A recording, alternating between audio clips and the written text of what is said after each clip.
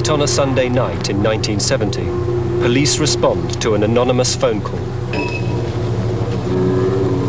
They're called to a domestic dispute at an address in North Omaha's Black Ghetto. The house seems abandoned, but to investigate further, the officers decide to go in.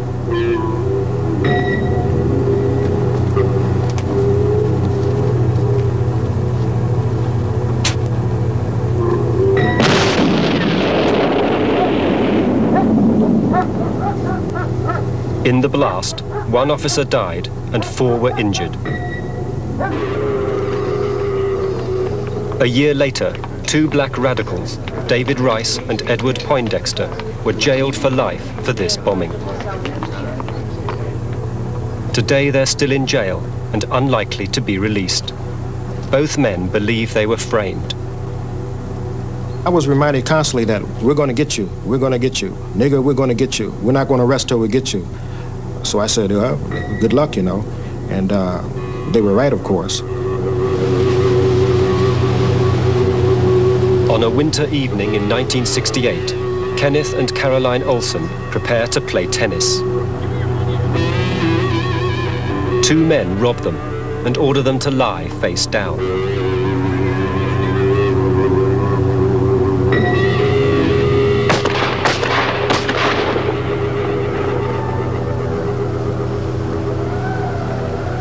Caroline Olsen died in the attack. Geronimo Pratt, a young Black Power activist, was jailed for life for this murder. For more than 20 years, Pratt has maintained he is innocent. I didn't kill Mrs. Olsen. I didn't murder anyone. I'd rather for people not to listen to me. I'd rather for people to go to the facts. You could listen to what a person say all day, but it's best to check the facts out. And the facts speaks for themselves.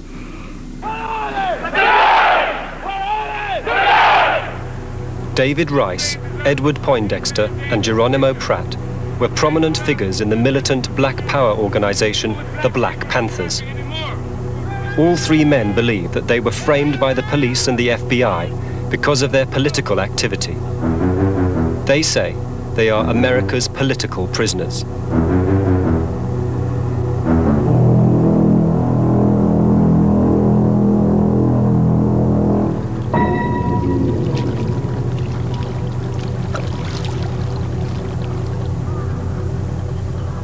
Geronimo Pratt was born in the Mississippi Delta town of Morgan City. During his childhood, the town was still segregated between black and white. Geronimo was sent to an all-black high school.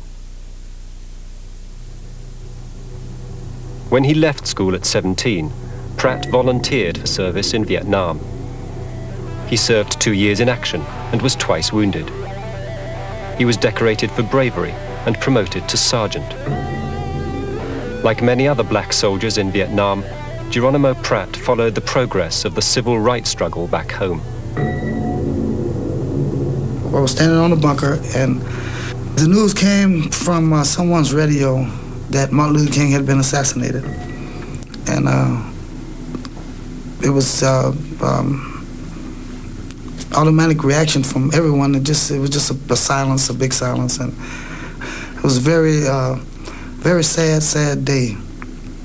Even though Martin Luther King wasn't so much of our hero, he was our mothers and fathers' heroes. Because we were more, excited about the Malcolm X type, or the more, fiery and militant, because of our age and persuasions. But Martin had been killed, and something was about to happen. I mean, you just knew it. And that's something you knew you better have been on the right side of the fence, and you knew you had to be involved because no one could escape it,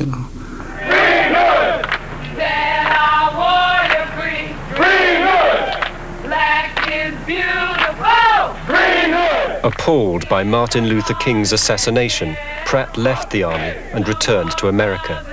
He joined the Black Panthers. The Black Panthers were a militant black power organization committed to revolutionary social change in America. They also urged the black community to defend itself against racial attacks. Organizing them and giving them political knowledge about the true situation, and organizing them and teaching ourselves that we must arm ourselves. We have to put a shotgun in every door, from door to door, from block to block, from community to community, from city to city, from state to state, across this racist nation, so we can have the power in our hands.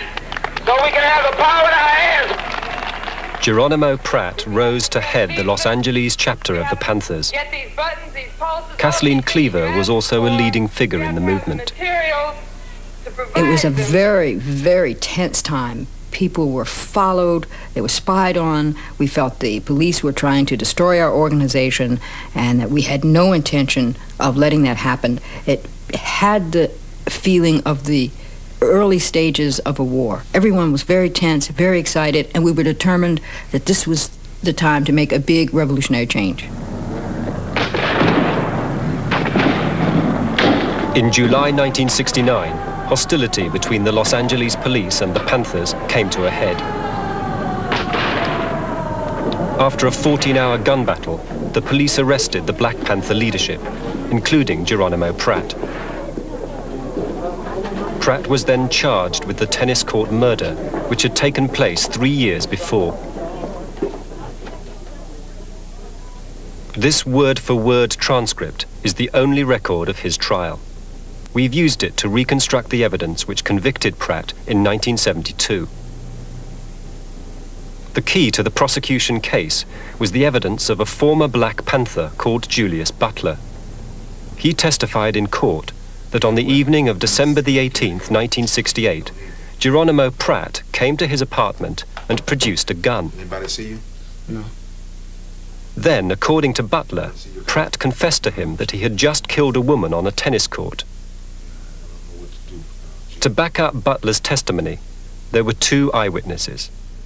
The first was a woman called Barbara Reed. Barbara Reed ran a shop near the scene of the murder. She testified that she remembered Geronimo Pratt coming into her shop with another man minutes before the shooting. The second eyewitness, Kenneth Olsen, was the husband of the murdered woman. He identified Geronimo Pratt as one of the men who shot his wife.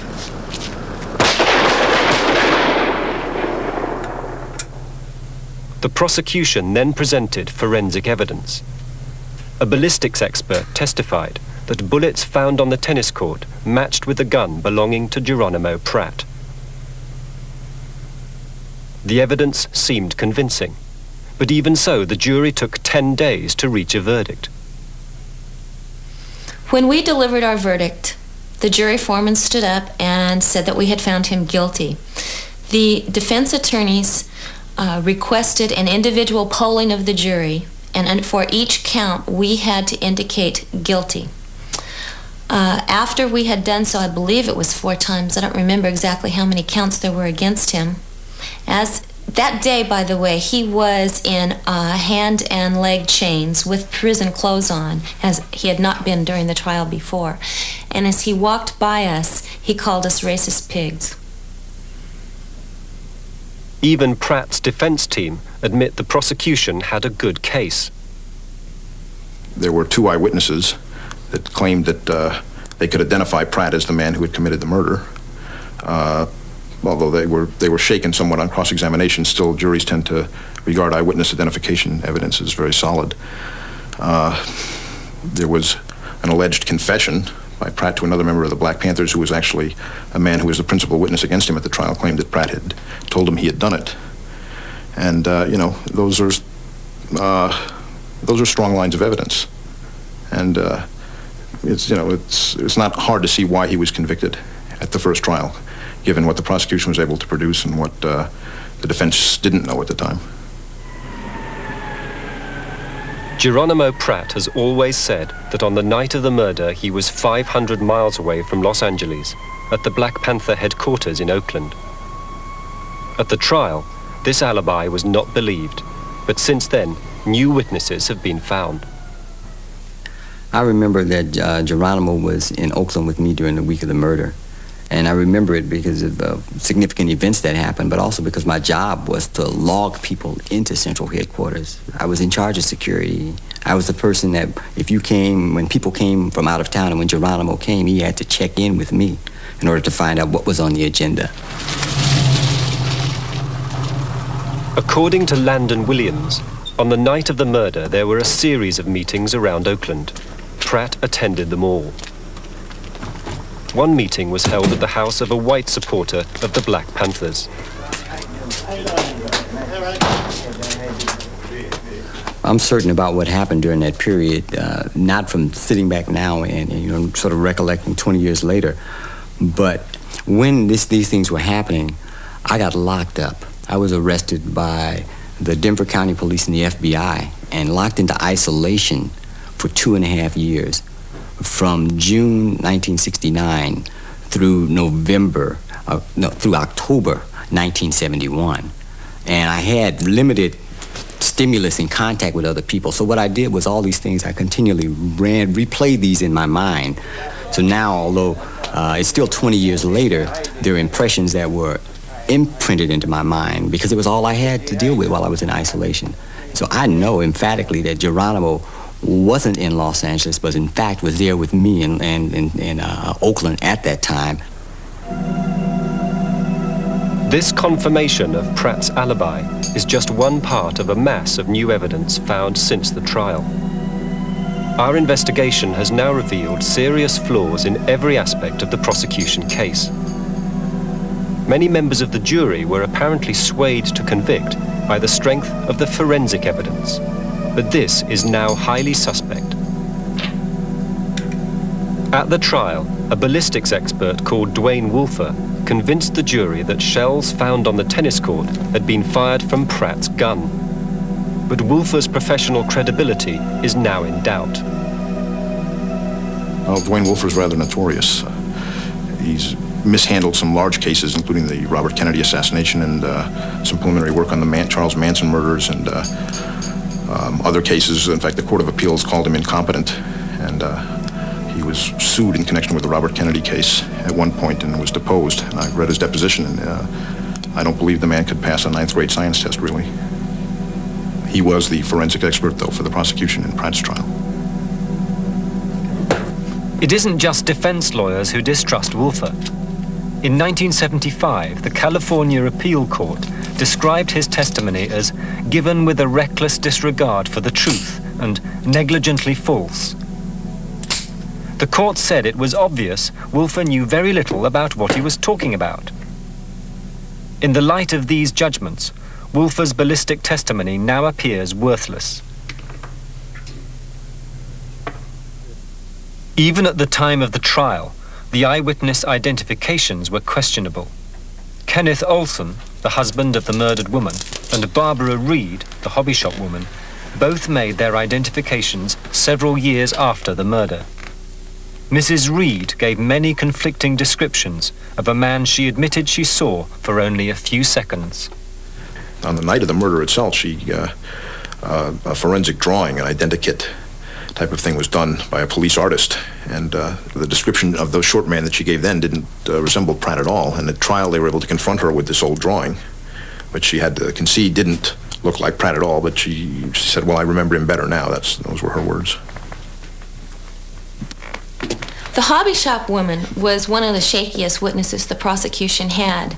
There's a joke that that prejudiced people say, oh, you can't tell the difference between any black or any other ethnic group. They all look the same. I immediately thought of that when that woman began to speak. It was clear to me that in her mind, every black individual looked the same. Kenneth Olsen was more convincing. In court, he showed no hesitation in identifying Pratt as one of the men who shot his wife. Mr. Olsen was obviously an individual that we all felt for. We had seen pictures of his wife murdered and her dead body. So when he got up on the stand, the feeling that we had was, this is a man that, I mean, you almost felt guilty not believing him. But his eyewitness was, I would say he was about 50-50 believable. There was one part of you that said, boy, if somebody was looking at me with a gun, I would remember what he looked like. And I remember the jury foreman saying, don't you think you'd remember the person that shot your wife? But it's recently emerged that a year before Pratt's trial, Kenneth Olsen identified someone else as his wife's killer, a man who looked nothing like Geronimo Pratt. And he got up and said, that's the man who did it, and pointed at Geronimo Pratt. That's devastating evidence. What the defense lawyers didn't know, what the jury never knew, is that a year before, in a police lineup room, he did the same thing. He said, that's the man who did it, and the voice convinces me. He was 100% sure, and he picked out someone totally different. He picked out a guy named Perkins, who the police never prosecuted. William Dunn is an appeal court judge who was outvoted in trying to grant Geronimo Pratt a new trial. The question is whether or not it would have made a difference to the jury that Olsen had identified some other person. I think it might well have made a difference for this reason. If 12 people are sitting in judgment and the crucial issue is, did the defendant commit the crime, and it appears that the victim of the crime on a previous occasion, when arguably his memory was better, was not sure, in that he either identified somebody else or said he couldn't positively identify the defendant. It seems to me that ought to be made to the jury, because it's an equivocal identification. When you just say at the time of trial, yes, the defendant did it, and it's not made known to the jury that on a previous occasion you were not so sure, then it seems to me it makes a difference in terms of how they judge the case and how they judge your credibility. Without the discredited eyewitness and forensic evidence, the only testimony still linking Geronimo Pratt to the murder is that of Julius Butler. According to Butler, Pratt came straight to his apartment from the scene of the crime and confessed to the murder. Butler told the court that he was so worried by what he heard that he decided to make a written record of Pratt's confession. Butler then said that he telephoned a friend, Duane Rice, and arranged a meeting in order to give him the confession document for safekeeping. In a statement, Butler's friend, Duane Rice, explained what happened next. He said that just as Julius Butler was giving him the confession document, 2 FBI men rushed forward and tried to take it from him. Rice says he was amazed that they appeared to know exactly what they were waiting for. Give me that letter. Well, where are you going to get this letter? FBI. This thing that was supposedly had taken place between just the 2 of them. Actually, there were at least 2 FBI agents present at the scene. They had to have been called by Butler. Butler had set up the meeting with Rice at a certain street corner, and if the FBI was present at that street corner at that very moment, it can only be because Butler had also called them. Was Butler in fact working for the FBI? At Pratt's trial, Butler was asked on oath whether he was an FBI informer. He repeatedly denied that he was. New evidence shows he was lying. During the period in question, Butler was meeting regularly with FBI agents as an informer. The FBI's own records, now released under the Freedom of Information Act, show Julius Butler was an FBI informant at the very time he first came forward with his story about Pratt's confession. For the information of San Francisco Division, a captioned individual and admitted ex-member of the Black Panther Party, BPP, in Los Angeles, is furnishing information to the Los Angeles Division on a confidential basis.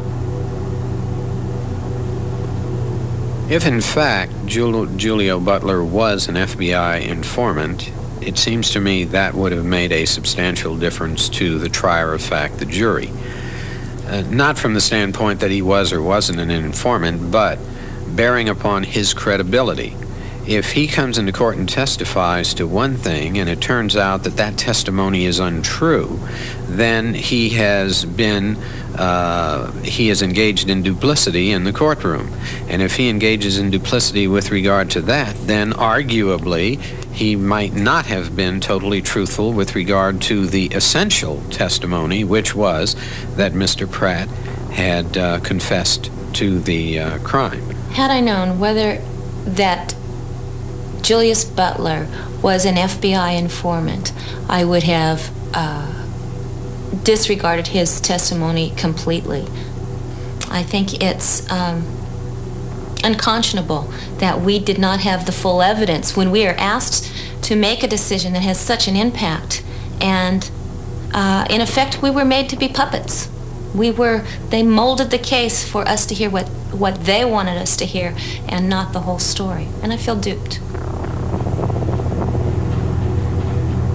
Not only was the jury not told that Julius Butler was an informer, they were not told about the existence of a secret FBI counterintelligence program, COINTELPRO.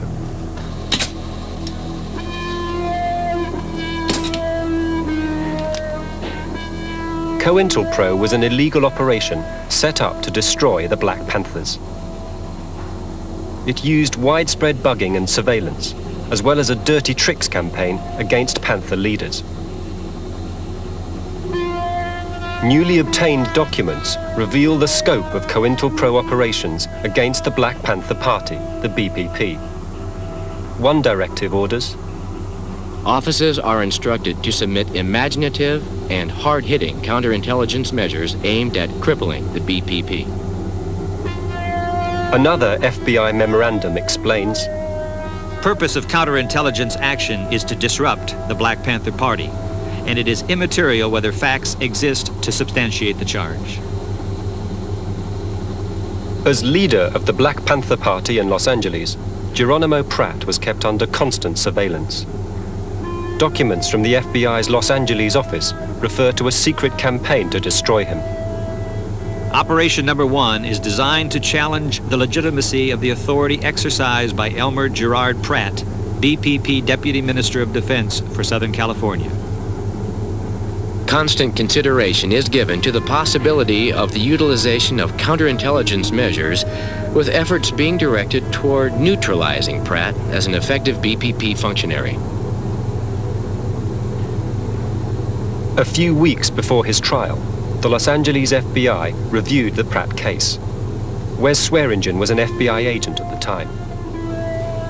It was my personal feeling that the supervisor was explaining to us that, we finally got someone that we're going to hang. In bureau terminology would be to neutralize. But my feeling was that Pratt is going to be framed for murder if they can get away with it. Geronimo Pratt has so far spent over 21 years in jail. Exceptionally, his first 8 years were spent in solitary confinement. When I'm in a stressful situation, I think of which a lot of people do, my earlier days when life wasn't so complex, and I pull out those things that made me feel so good,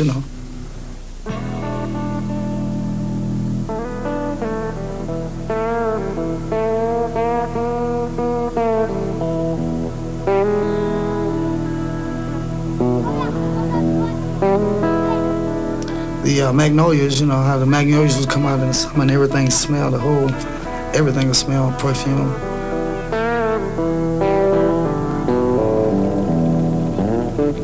And then the shrimp boats, the rivers, and I just like country, man. I just like the space.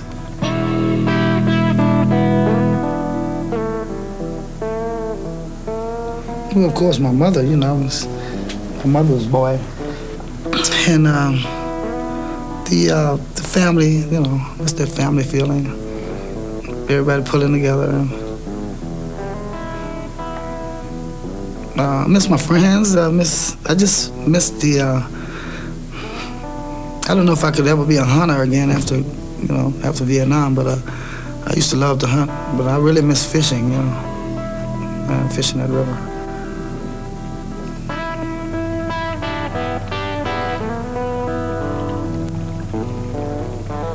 In spite of the overwhelming weight of new evidence, Geronimo Pratt's lawyers are pessimistic about his chances of freedom. There's a bunch of cowards in the Court of Appeals when it comes to political decisions. When it comes to political cases, the courts are afraid of the FBI. They're afraid of the political implications of a case like this, and they push it away. And the way to push it away is to say to the lawyers and Mr. Pratt, everything you raise is simply speculation. There's no proof.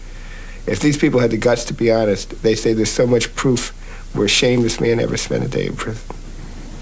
You know, you asked the question, why would it concern me, a judge of the court, whether Mr. Pratt or any individual got a fair trial?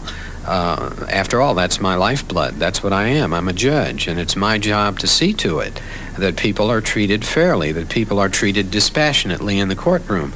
The judiciary is one of the foundational bases of a free society. And if you don't have, first of all, an independent judiciary, if you don't have a judiciary that has backbone, a judiciary that will look to see whether or not a person has a fair trial and will stand up and stand hard and fast against the current to make certain that people have a fair trial, you're not going to have a free society. If we allow one person to be treated unfairly because he's guilty, that is to say, we conclude he's guilty before we really know, then that can happen to any of us. It can happen to you, it can happen to me, it can happen to anyone, and we don't want that.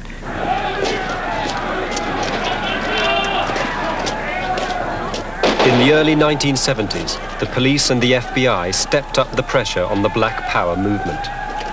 Across the country, black militants were arrested and brought to trial. In Omaha, Nebraska, David Rice and Edward Poindexter were arrested and tried for first-degree murder. In Part 2, we investigate their case.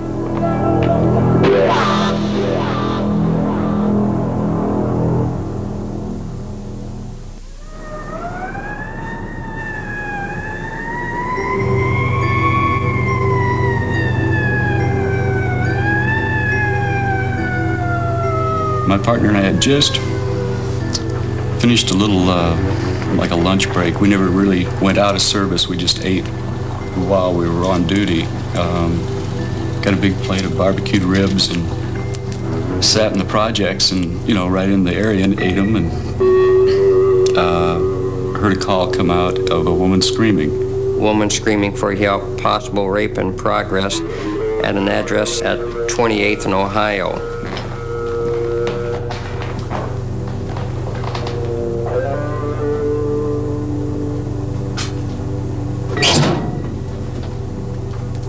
I didn't see anybody leaving the house, or I didn't see anybody in the alley. And I walked over to the window, and I was peeking in the window when I saw Officer Tess and Officer Menard walking from the kitchen to the front door area. We kind of worked our way through the rooms. I could tell where he was because of the flashlight. And Larry was about, I'm guessing, 10, 12 feet in front of me. And he had bent over the suitcase, and that's the last I remember of that.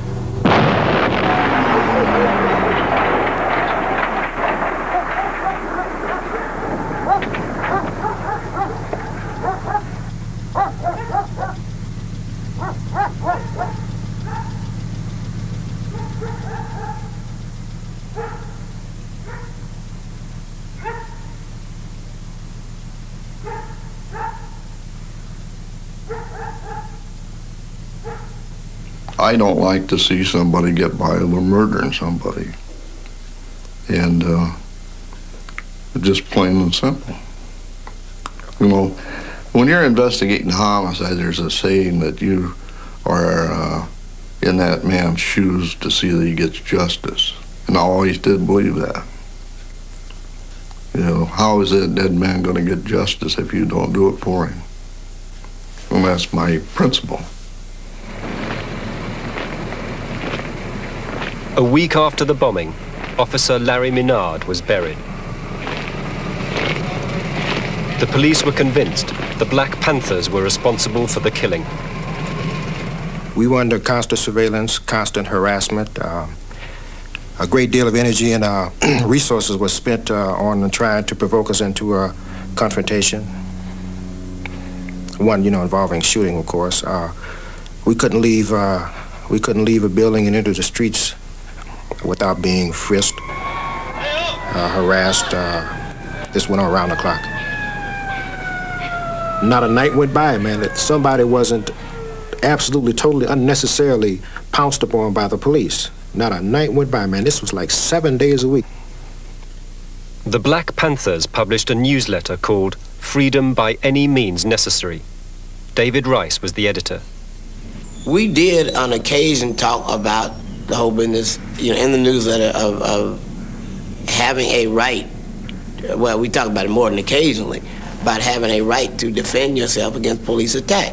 If we're talking about off the pig, and we're serious about this, then we're talking about urban guerrilla warfare, and we're talking about people using their brains. And you don't use your brain by throwing some bottles and some bricks and some pigs and getting some cruises. You off the pig by the means that are available to you, which can be easily obtained. Both David Rice and Ed Poindexter were visible in the community. And David Rice was very free about what he thought the answer to these problems were, and they generally included killing police officers. Ed Poindexter, not as vocal, was always present, always around. Marvin McClarity was one of the few black police officers in Omaha at that time. I know I had feelings that they were out to get those two because they were probably the most, the two that were most vocal. They were the two that people viewed as being a threat. The police did. Well, there wasn't a policeman on the job that didn't know who done that. It was just a matter of being able to prove it. And that's what we've done.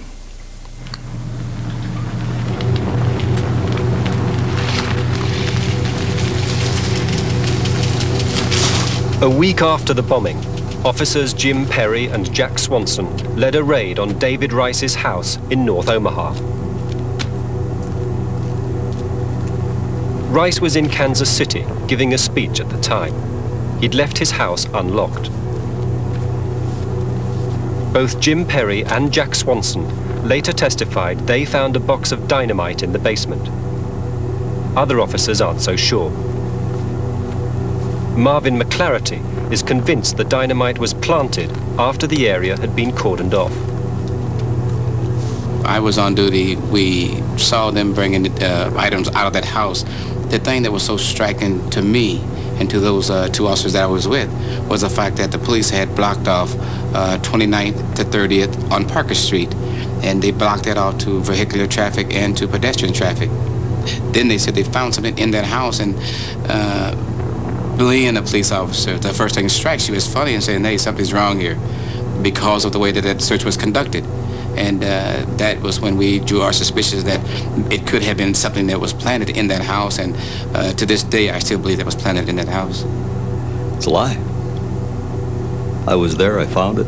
I didn't personally discover it, but I was there when it was discovered and went right to where it was. It was there. They found dynamite in my house. I had guns, in my house, but those guns were legal, registered in my name. I would have been very cautious about even somebody presenting the idea of having something in my house, that somebody could get some time for. Because I always suspected that there would be some kind of raid.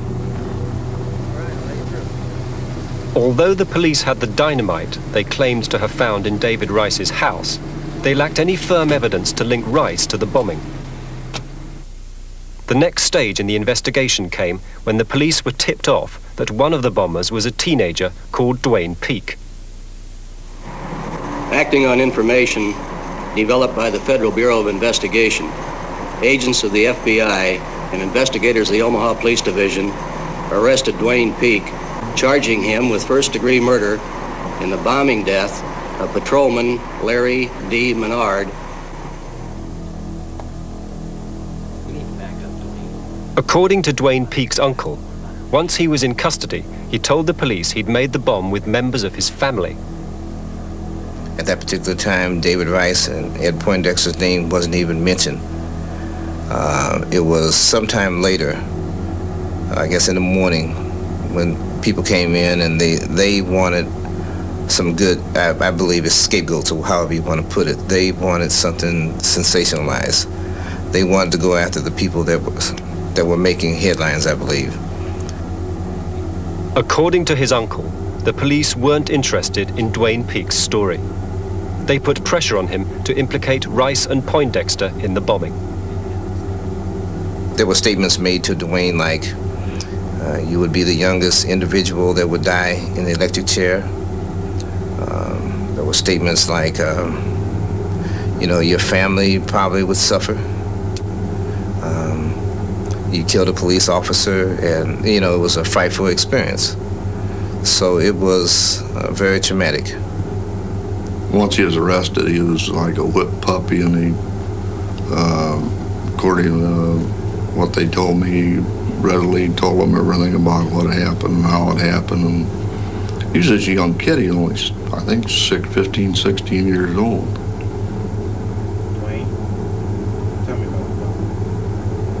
That police mentality is once you hone in on a suspect, you do all you can to bring that to court and for the conviction.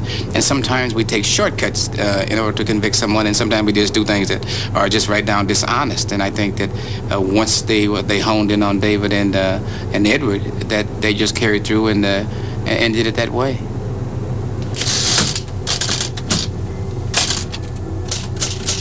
After changing his story several times, Dwayne finally told the police it was Rice and Poindexter who'd made the bomb. He claimed the bomb had been made in David Rice's kitchen after Poindexter had brought a box of dynamite up from the basement.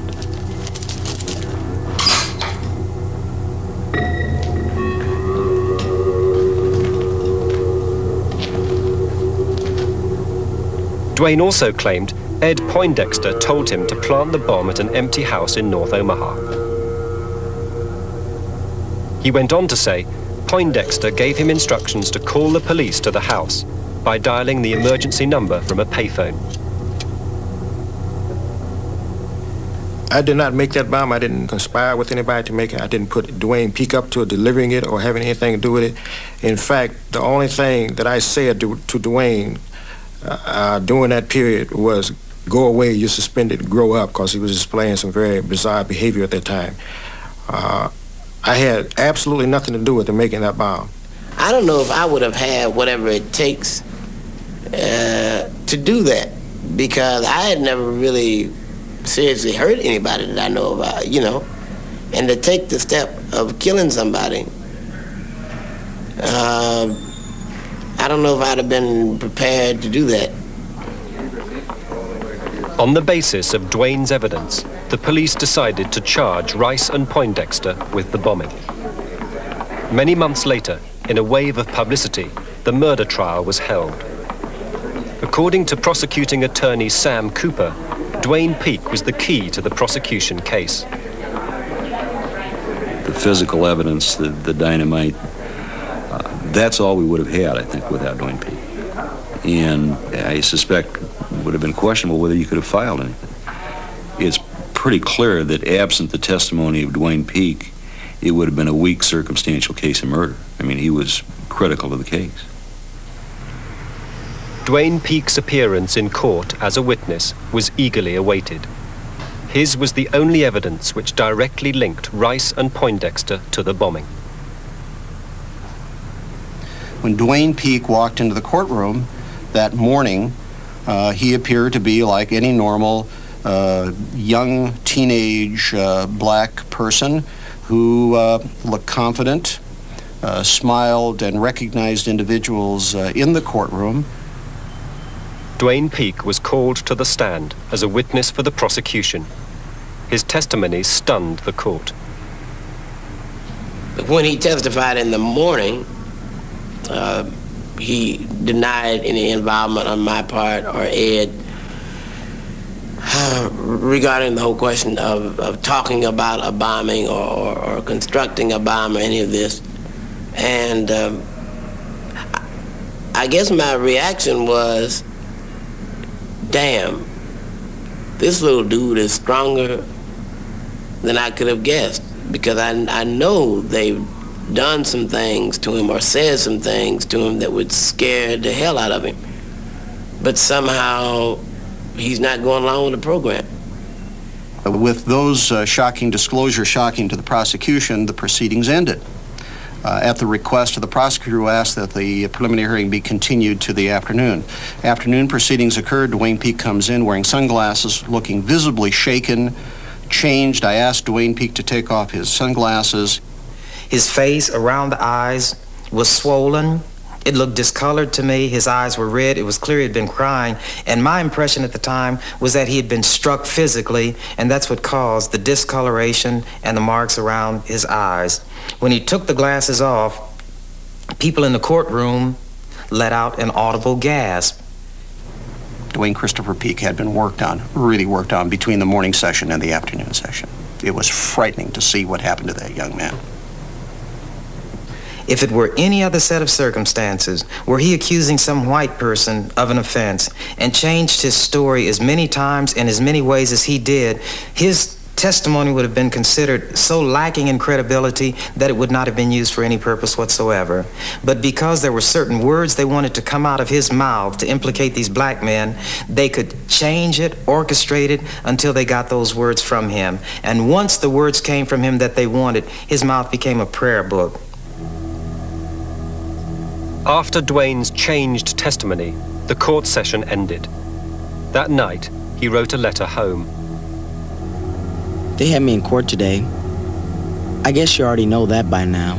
The Lord knows I tried, but something happened which forced me to realize that I had no alternative but to say what I said. Mama, I'm going through hell. I don't know what to do, or how to do it, or what to say or how to say it. I can't find the words to say to the people I'm sorry. Most likely they'll probably prefer that I just die. I don't think I'll mind that at all. With love always, Dwayne C. Peak. The trial continued with the introduction of forensic evidence. After their arrest, Rice and Poindexter's hands had been tested for traces of explosives. These tests were negative. However, the prosecution's forensic expert claimed that dust particles in their clothes had tested positive for the presence of dynamite. But on cross-examination, he admitted that the tests carried out might not have been exclusively for dynamite. In fact, they could have registered positive from a range of other substances. To lend weight to his case, the prosecutor claimed that Ed Poindexter was an explosives expert who'd served in Vietnam. This was untrue. I was a medical aid man most of that time, and then I was a mechanic. You know, no experience with explosives. You know, that was just, again, you know, the press is in the FBI and the police department working in concert.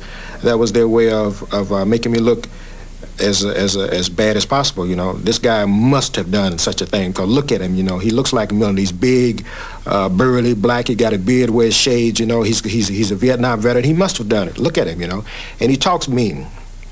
You know, those are the images they put in people's minds, and it worked.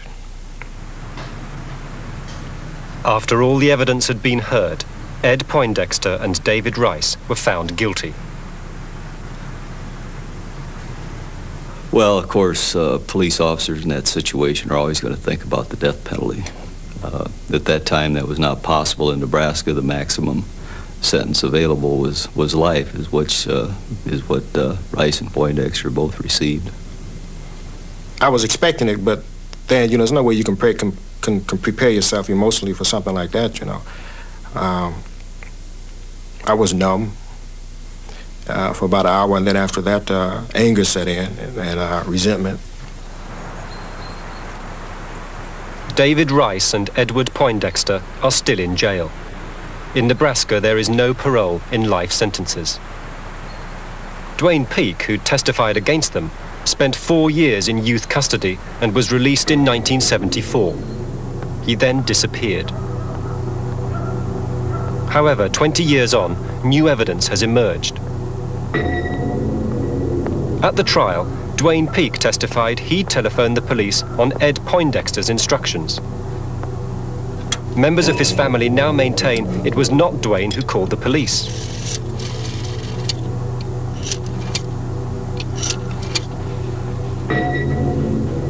All emergency calls are recorded as a matter of course. But in the early 1970s, the Omaha police claimed the only tape recording of Dwayne Peak's call had been destroyed. But in fact, the operator on duty on the night of the bombing made his own copy of the call.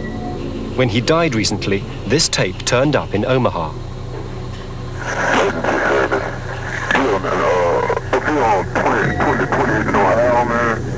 Address 2866 or 2867 Old Victor House. I mean, this dude that drug this woman up in there, she in there screaming and shit. I don't know what's going on. 2867 Ohio. 2866 and 2867 is Old Victor House with a bunch of weeds around it. Victor House. She's in there screaming and shit. What's your address, sir? My address is 2865. 65 Ohio. All right, we'll have an officer checking out, sir. Okay. All right, sir. This tape was played to people who remembered Dwayne's voice. Now, I had listened to Dwayne Christopher Peak testify for almost 3 days before the jury. I had taken 2 sets of depositions. I had sat with this young man for hours listening to him describe his actions, his contentions, his recollections, and heard his voice and was saturated with his voice. It is my opinion now that the voice on that tape was not Dwayne Christopher Peak.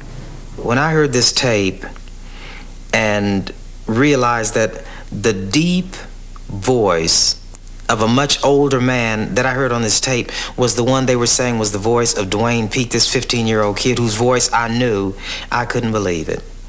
Anybody who heard that tape would have to know that the whole story about Dwayne Peak having made a phone call to lure the police to that house would have known it was a lie.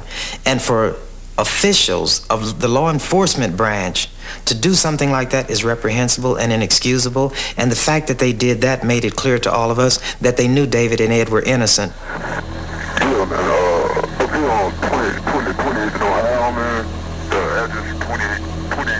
If the voice on the tape is not Dwayne Peak's, it's clear he was lying on oath.